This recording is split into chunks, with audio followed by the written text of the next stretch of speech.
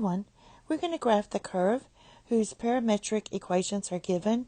We're going to show the orientation and also find the rectangular equation of the curve.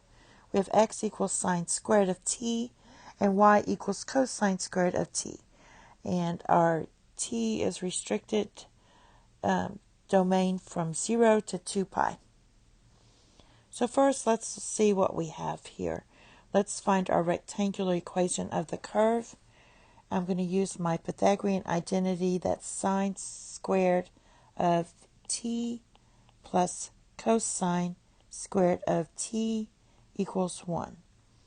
Well, sine squared of t is just x, and cosine squared of t is just y. So you have x plus y equals 1. We know this is a line, y equals negative x plus 1. So basically, that's it's just going to be a line. So y-intercept is at 1. That's the shape we're going to have.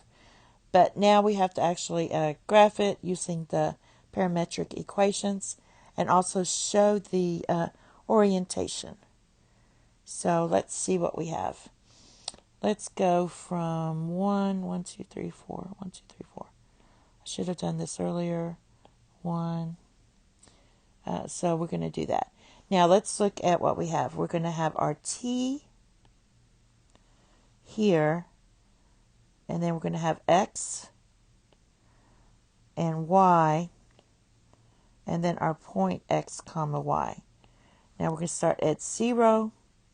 Then we're going to have pi divided by 2, pi, 3 pi divided by 2, and 2 pi.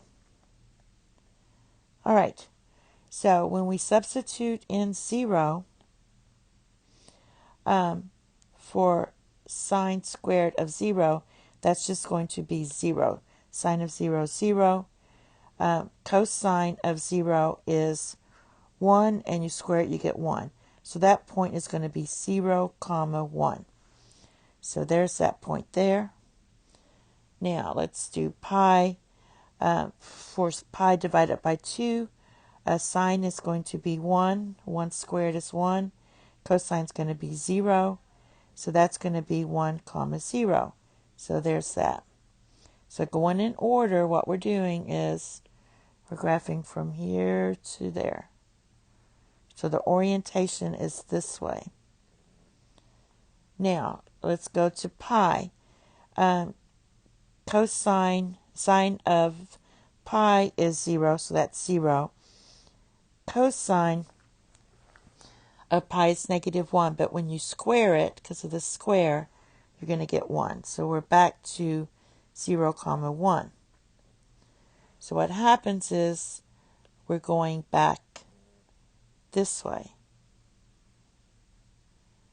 So we're going back this way. Now, for 3 pi divided by 2, sine is going to be negative 1, but square it, you get positive 1. So that's 1, and then cosine is going to be 0. So that's 1, 0. So now we're going this way.